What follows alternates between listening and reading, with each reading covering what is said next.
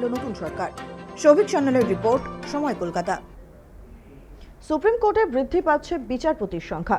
4টি অতিরিক্ত পদ সৃষ্টির জন্য অনুমোদন দিলেন রাষ্ট্রপতি দ্রৌপদী মুর্মু।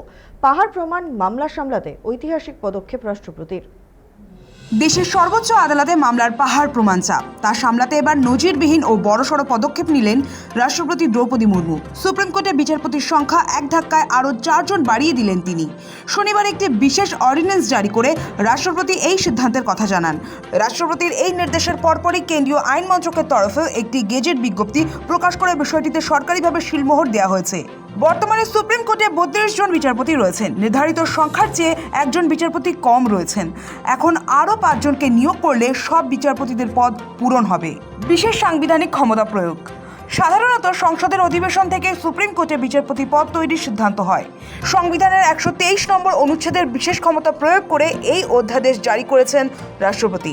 বিজ্ঞপ্তিতে জানানো হয়েছে, এখনই সংসদে কোনো অধিবেশন নেই, দ্রুত পদক্ষেপ নেওয়া জরুরি ছিল, তাই রাষ্ট্রপতি এই সিদ্ধান্ত নিয়েছেন। তবে অনেকে মনে করছেন ভবিষ্যতে সংসদের উভয় কক্ষে এটি পাশ করিয়ে আইনে পরিণত করতে হবে। 1956 সালের আইনের সংশোধন।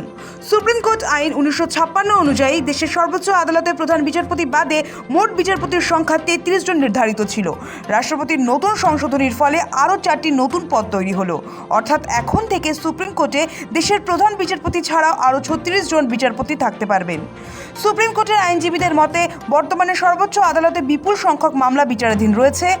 বিচারপতির আসন সংখ্যা বৃদ্ধি পাওয়ায় এখন গুরুত্বপূর্ণ মামলা দ্রুত শুনানি করা, মামলার দীর্ঘদিনের জট কাটানো এবং প্রয়োজন অনুযায়ী নতুন সাংবিধানিক বেঞ্চ গঠনের ক্ষেত্রে অনেক সুবিধা হবে। এখন বিচারপতি নিয়োগের অপেক্ষা।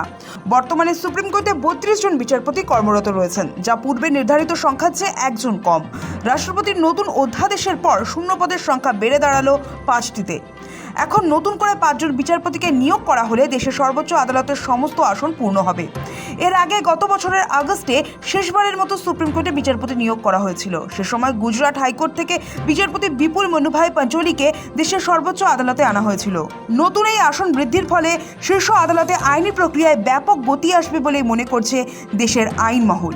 ব্যুরো রিপোর্ট, সময় কলকাতা। সময় নিউজ এখনকার মতো এই পর্যন্তই। দেখতে থাকুন সময় কলকাতা। সময় বলবে সময়ের কথা।